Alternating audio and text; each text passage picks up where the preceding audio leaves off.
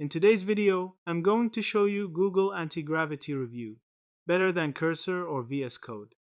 Google's Antigravity is a next-gen AI-powered IDE launched in 2025 that aims to go beyond traditional code editors like VS Code and AI-enhanced environments like Cursor by introducing an agent-first development model.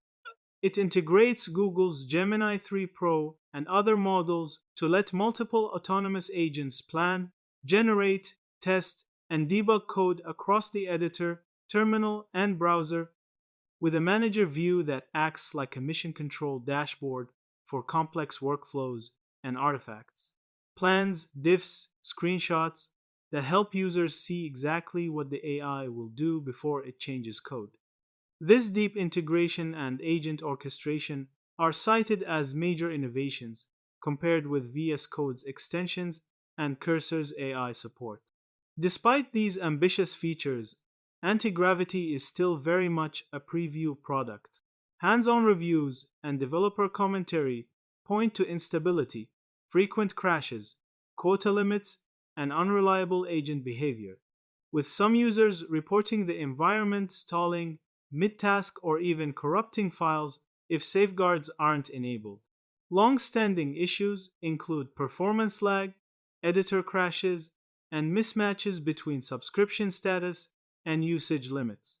In rare but serious cases, the agent has even executed unintended system-level actions, such as accidentally deleting a user's drive, highlighting the risks of an agent that can run commands autonomously without strict confirmation guards, compared with Cursor, which many developers find more stable, predictable, and polished with efficient AI suggestions and a strong extension ecosystem. Antigravity's agentic workflow feels powerful but immature.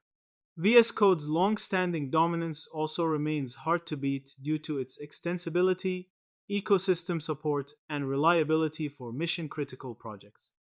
In summary, Antigravity is a real and exciting step toward truly autonomous AI coding, and it might redefine future development tools with its agent management and deep automation, but right now it is not clearly better than Cursor or VS Code for everyday workflows due to bugs, performance issues, and early-stage stability concerns. And that's it. Thank you for watching this video.